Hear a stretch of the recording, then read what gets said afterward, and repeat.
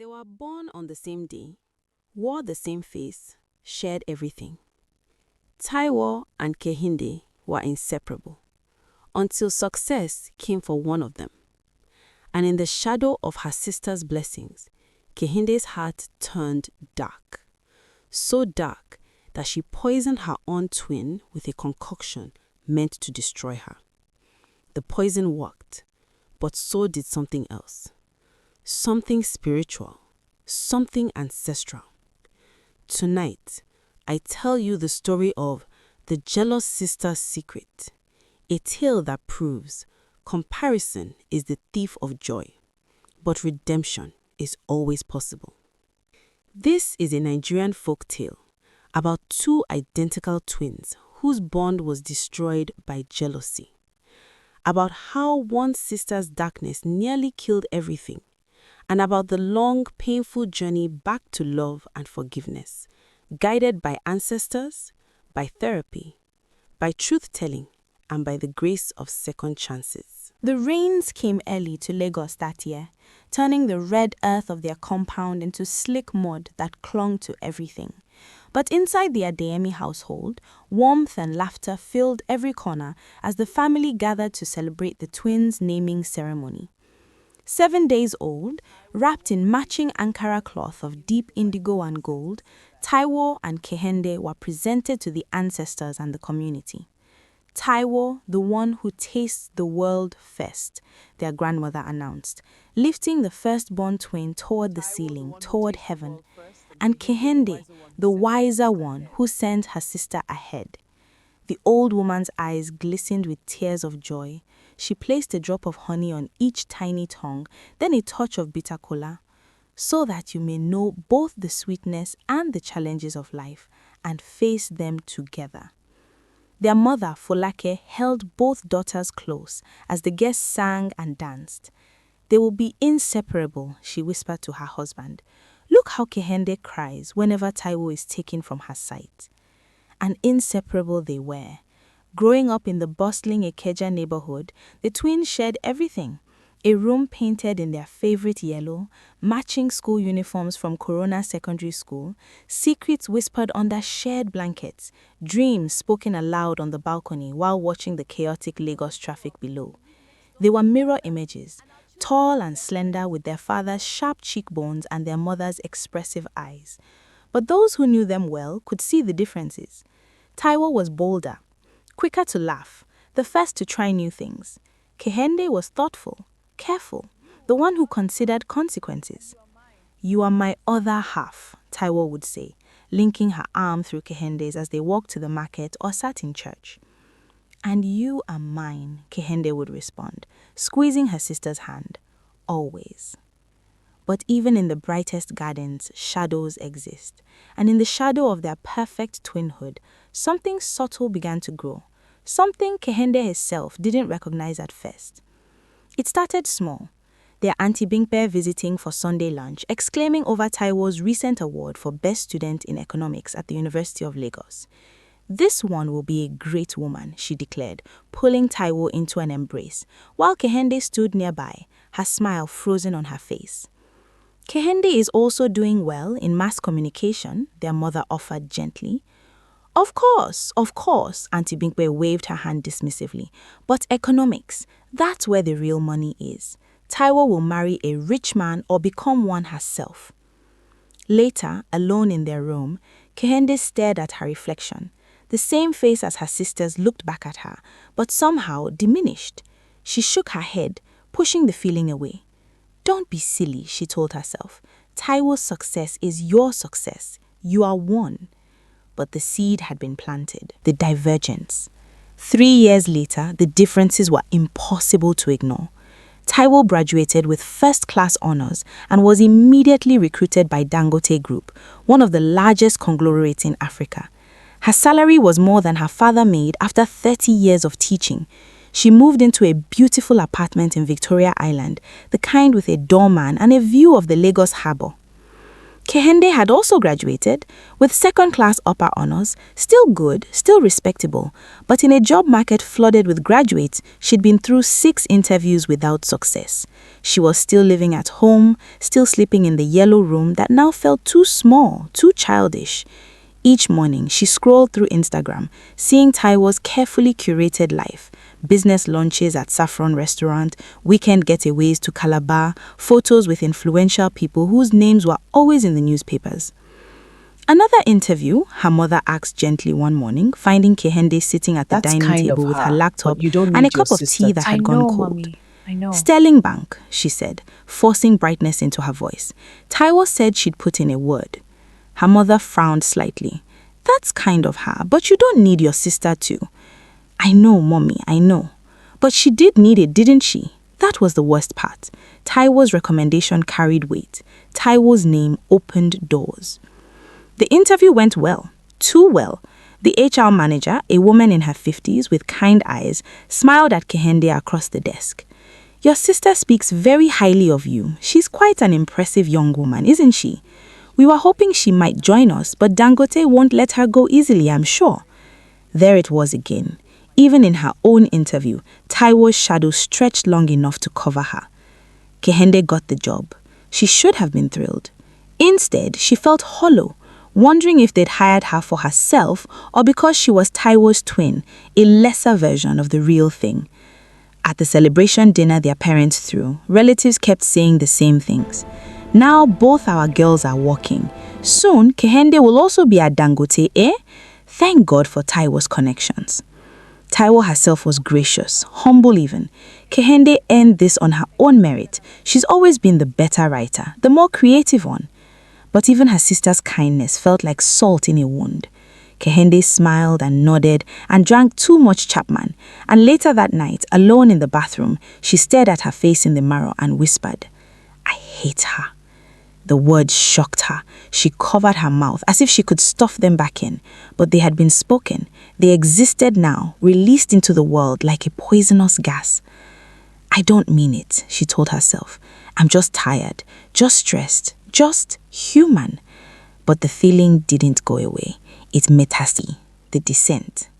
6 months passed. Taiwo got engaged to Chinedu, a petroleum engineer whom she'd met on a conference. He was handsome, successful, kind, the kind of man mothers pray their daughters will find. The proposal happened on a yacht during a sunset cruise with roses and champagne and a photographer to capture every moment. The pictures went viral on Nigerian Twitter.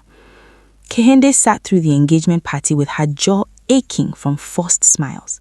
She watched Taiwo glow with happiness, watched Chinedu gaze at her sister with obvious adoration, watched their mother cry tears of joy.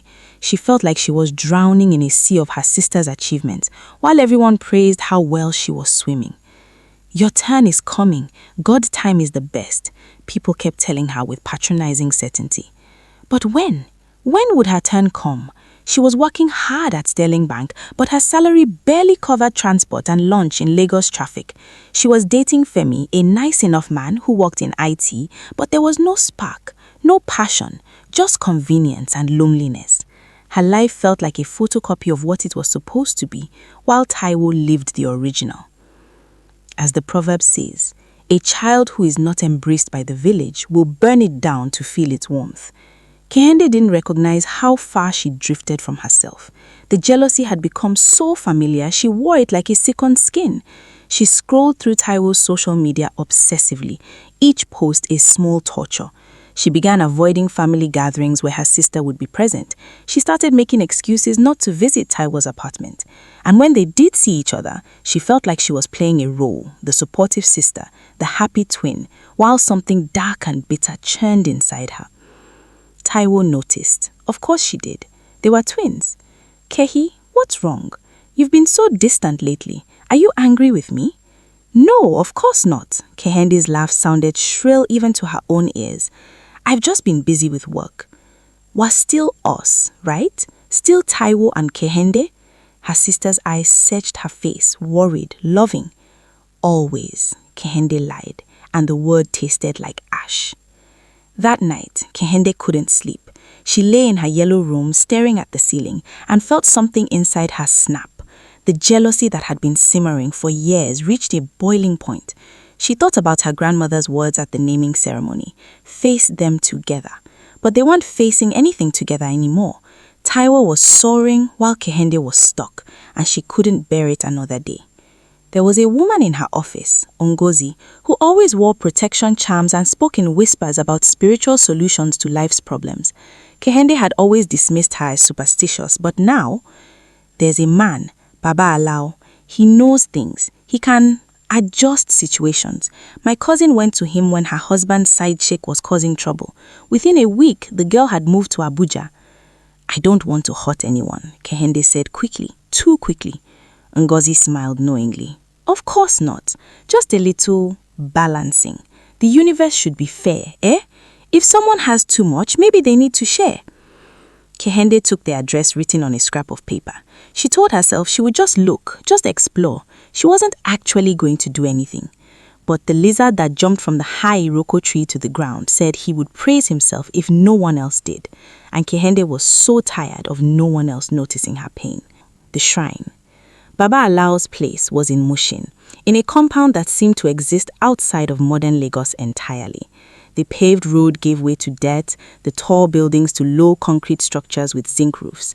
Chickens scattered as Kehende's Uber pulled up. She told the driver to wait a few streets away. She couldn't risk anyone seeing her here.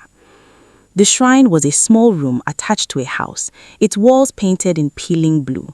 Clay pots lined the entrance, and the air smelt of incense and something else, something old and earthy that made Kehende's stomach turn.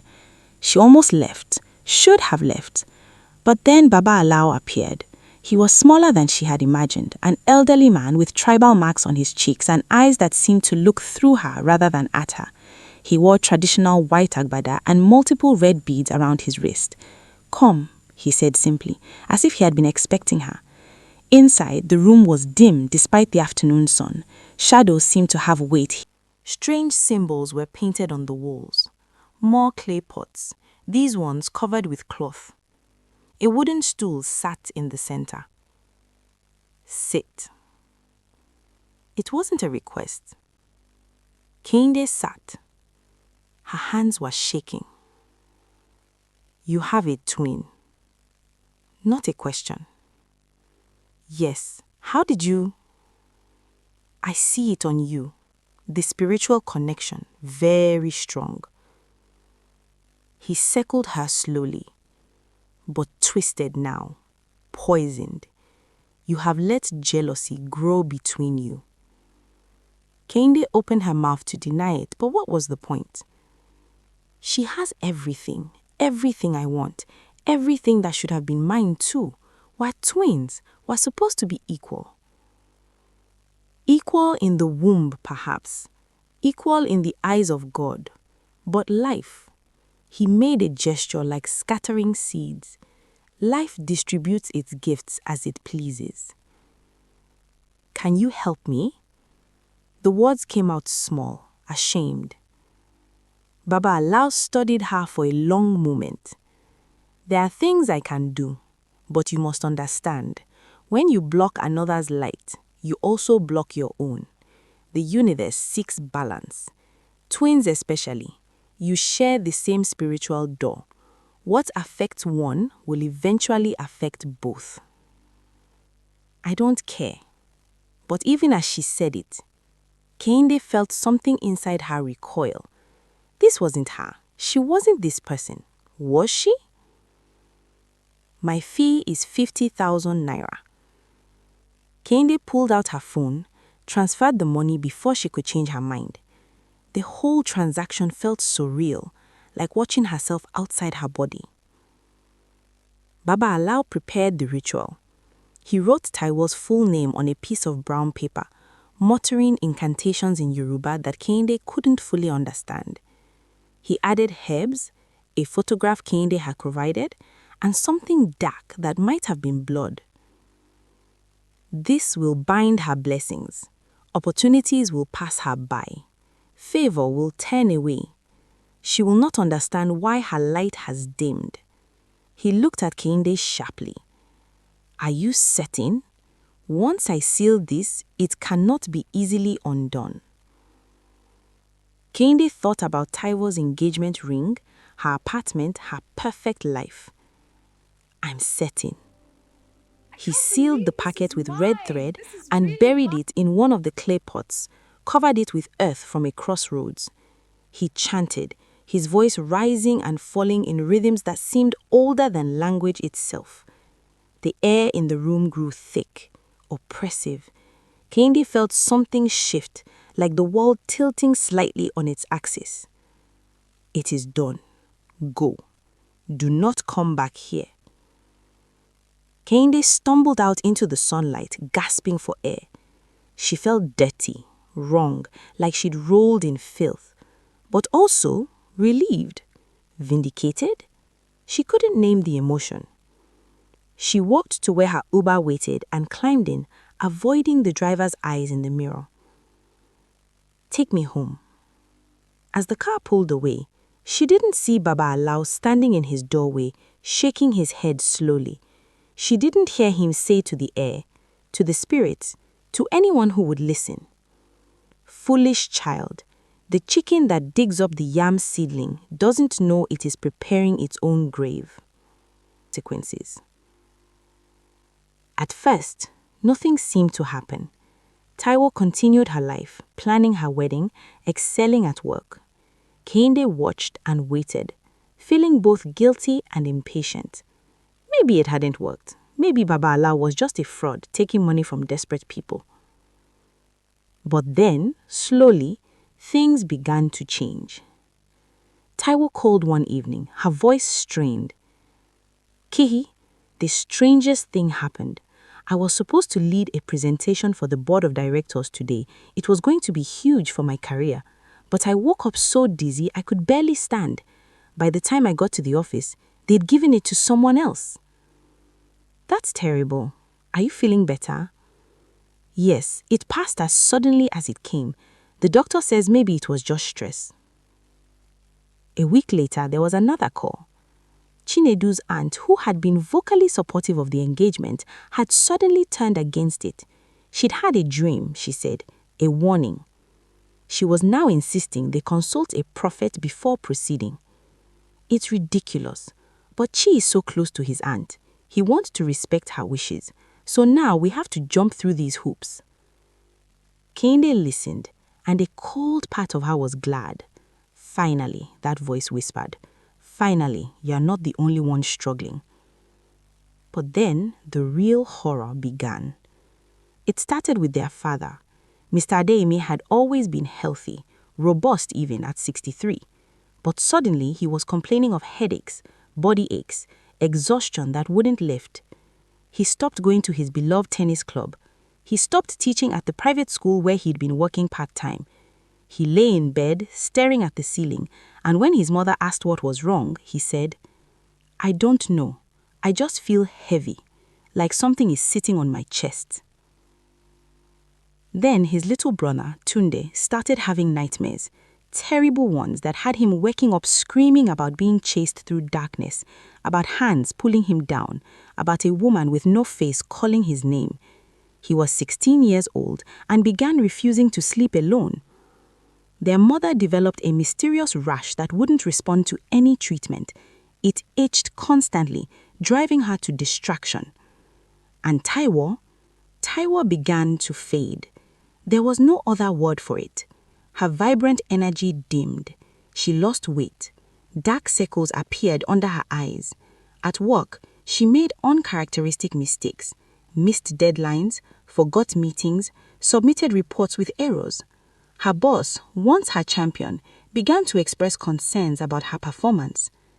The apartment in Victoria Island, so carefully decorated, began to feel wrong. Taiwo told Kehinde that she couldn't sleep there anymore. "I keep hearing sounds, footsteps when no one is there, whispers, and there's this smell like something rotting, but I can't find the source." The family doctor found nothing physically wrong with any of them. "Perhaps it's stress. Mental health is important. Have you considered therapy?" But this wasn't mental. It was spiritual. The house itself seemed to know. Plant died despite regular watering. Food spoiled faster than it should. The air felt thick, oppressive, like breathing through wet cloth. Visitors commented on feeling uneasy and found excuses to leave quickly. Kehinde watched it all unfold with growing horror. This wasn't what she'd wanted. She wanted Taiwo's light to dim a little, yes, but not this, not the whole family suffering, not her father lying listless in bed, not her mother scratching her arms until they bled, not little Tunde too afraid to close his eyes at night. What have I done?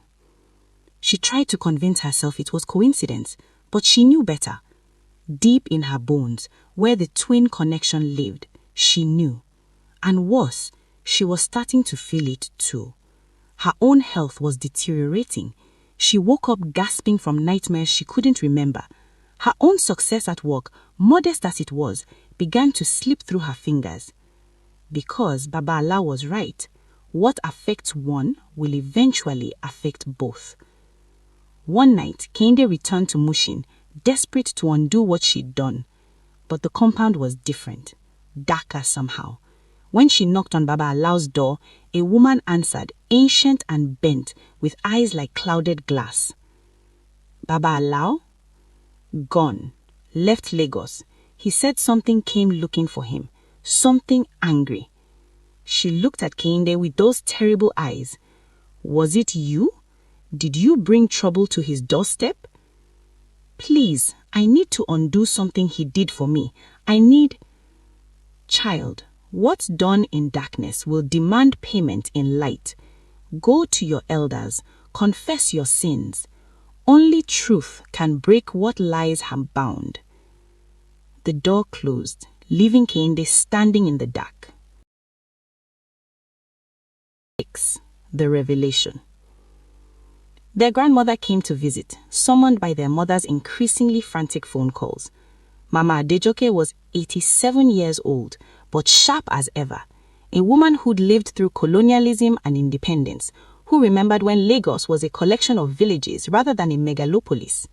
She moved slowly through the house, touching walls, standing in doorways, her eyes closed as if listening to something the rest of us couldn't hear. This house is sick, spiritually sick. Something has been done, something dark. Mama, please. The doctors say there's nothing wrong, but look at us. Look at my husband, my children. Something very wrong. Not something, someone. Her gaze swept across the family, gathered in the living room. Mr. Adeyemi propped up on the sofa. Taiwo looking like a ghost of herself. Tunde clinging to his mother's arm, and Kehinde standing apart, trembling. The old woman's eyes settled on Kehinde, and in that moment, Kehinde knew that her grandmother saw everything. Saw the jealousy, the shrine visit, the buried pot of curses, saw it all. We need to consult. There's a Babalawo in Ibadan, Ifa priest, very powerful, very respected. He will tell us what's happening here. The family made the journey 2 days later, crammed into their father's old Camry, driving through the humid Nigerian morning toward Ibadan. Kehinde wanted to run, to disappear, but where would she go? The thing she'd done was tied to her like an anchor, pulling her down into depths she'd never imagined. The Babalawo was named Ifayemi, a man in his 60s with intelligent eyes and the calm presence of someone who'd spent decades in conversation with the divine. His consultation room was filled with sacred objects, cowrie shells, palm nuts, cloth-wrapped divination boards. Unlike Baba Alao's shrine, this place felt clean, purposeful, aligned. Ifayemi cast the Ifa divination, his hands moving with practiced grace as he threw the sacred palm nuts, reading the patterns they made. He consulted the oracle, murmuring prayers in Yoruba. The family waited in tense silence. Finally, he spoke. The reading is clear but painful. What afflicts this family comes from within it, not from outside. A member of this family has sought to harm another through spiritual means. He looked up, his gaze moving across each face. And that someone is a twin. Mrs. Adeyemi gasped. No, that's impossible. My girls love each other. They're inseparable. Jealousy is a poison that grows even in the richest soil. It needs only the seed of comparison, the water of wounded pride, and the sunlight of opportunity. He turned his attention directly to the twins.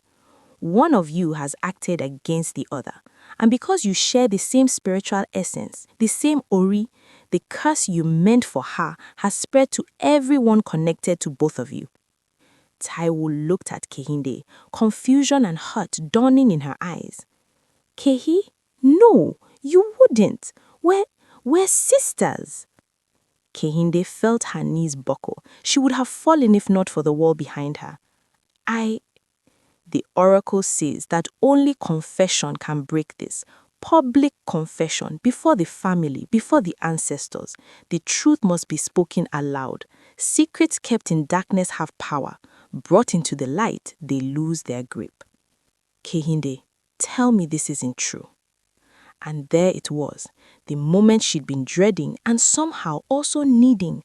The moment when the mask had to come off, when the pretending had to end. It's true. I did this. I went to a spiritualist. I was so jealous of Taiwo, so angry that everything comes easy to her while I struggle. I just wanted things to be fair. I wanted her to know what it felt like to not be the golden one for once. The silence that followed was devastating. Kehinde forced herself to look at her family. Her mother crumpled. Her father, even in his weakened state, looked at her with something like disbelief. Tunde shrank back as if she were a stranger. And Taiwo was crying, silent tears streaming down her face. How could you? How could you hate me that much? I don't hate you. I love you. I've always loved you. That's what makes it worse. I love you and I hate you and I don't know how to separate the two anymore. Every time someone praised you, it felt like they were saying I wasn't enough. Every time you succeeded, it felt like proof that I was lesser. And I know that's not your fault. I know you never meant to make me feel that way, but I did. I felt it every single day until I couldn't stand it anymore. She collapsed onto the floor, sobs racking her body. I'm sorry. I'm so sorry. I've destroyed everything. I've hurt everyone I love, and I don't know how to fix it. Mama Adijoke moved then, surprisingly spry, and knelt beside her granddaughter. She pulled Kehinde into her arms as she fell apart. Confession is the first step, but it's only the first. The curse had to be broken through a spiritual cleansing ceremony, but more importantly, through genuine reconciliation. The ancestors are not cruel. They understand human weakness, but they demand accountability, and they demand that what was broken be mended, or at least an honest attempt made. The ceremony was scheduled 3 days later, giving the family time to prepare and giving Kehinde time to face the full weight of what she'd done. Those 3 days were the longest of her life. She stayed with her grandmother, unable to return to the family house, unable to face Taiwo or her parents. Why didn't you come to me? When the jealousy started eating at you, why didn't you speak? I was ashamed. How do you tell people you are jealous of your own twin, the person you are supposed to love most in the world? It felt like proof that I was broken inside. Oh child, jealousy is as human as breathing.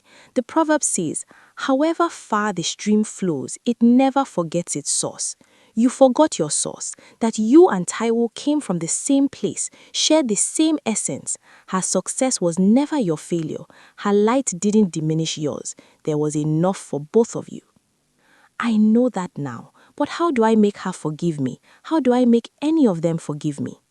You don't make anyone forgive you. Forgiveness is a gift, not a debt. You can only speak your truth, show your remorse, and do the work of becoming someone worthy of that gift. The morning of the cleansing ceremony arrived humid and grey, threatening rain. The entire family gathered at Ifayemi's compound, along with some extended relatives who'd been called in as witnesses. In Yoruba tradition, healing requires community, both to witness the problem and to witness its resolution. Taiwo hadn't spoken to Kehinde since the revelation. She stood across the compound yard, supported by Chinedu, who'd driven from Lagos to be with her. She looked fragile, like a strong wind might blow her away. The ceremony was elaborate and ancient.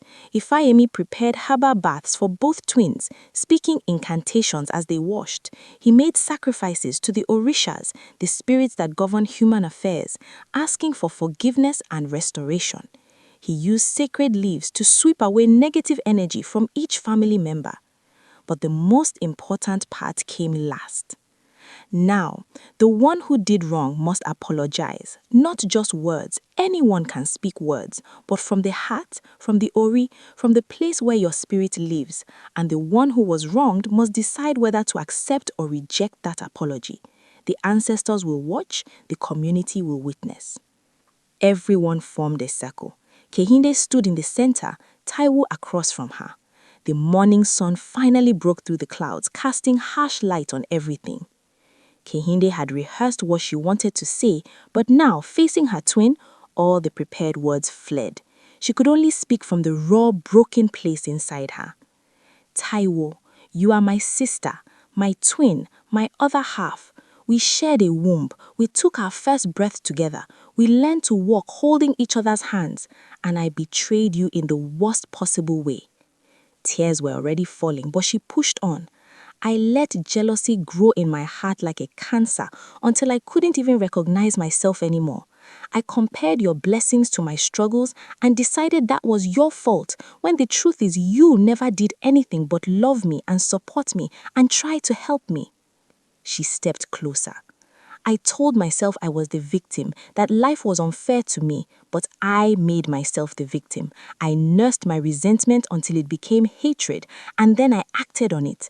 I went to a spiritualist and asked him to block your blessings, to dim your light, and in doing so, I hurt you, I hurt our family, and I hurt myself. Her voice dropped to a whisper. I'm so sorry, and I don't understand if you never forgive me. I don't understand if you never want to see me again. What I did was unforgivable. The silence stretched. Taiwo's face was unreadable, tears streaming down her face. Then Taiwo spoke, her voice hoarse.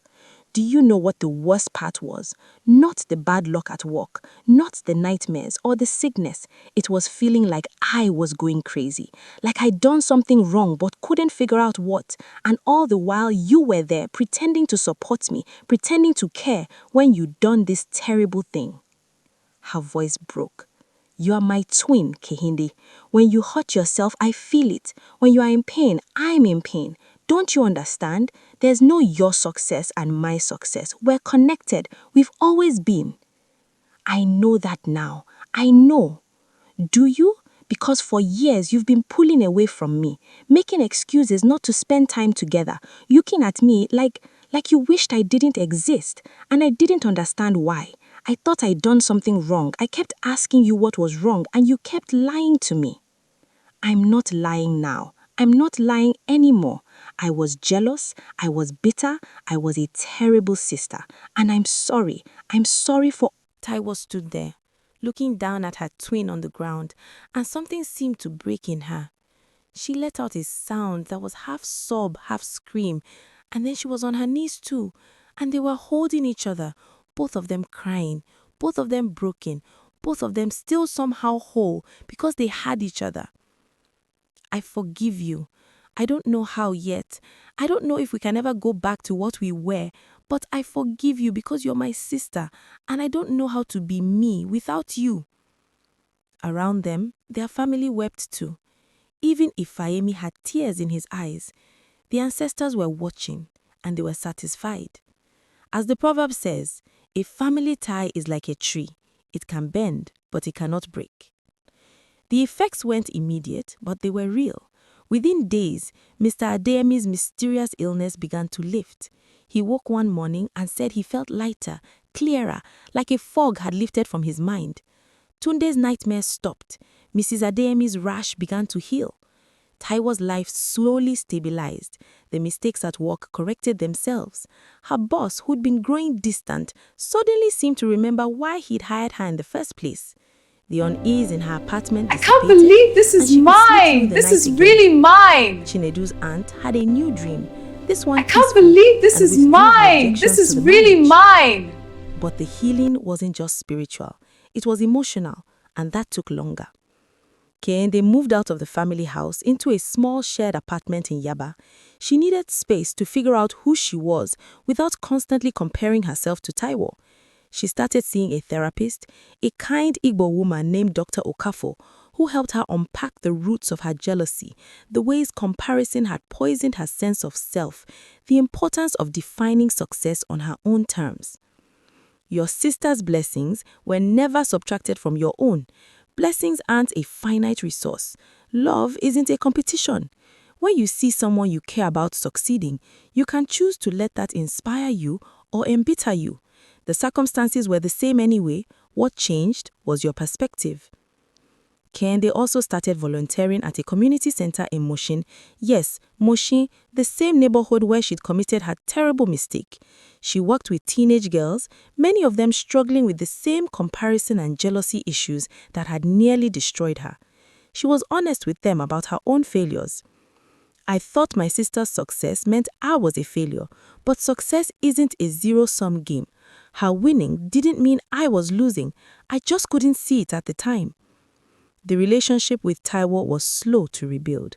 They saw each other at family gatherings, but kept a careful distance at first, both of them navigating new boundaries. Taiwo wasn't ready to trust completely, and Kehinde understood that. Trust, once shattered, had to be rebuilt piece by piece. But there were small moments.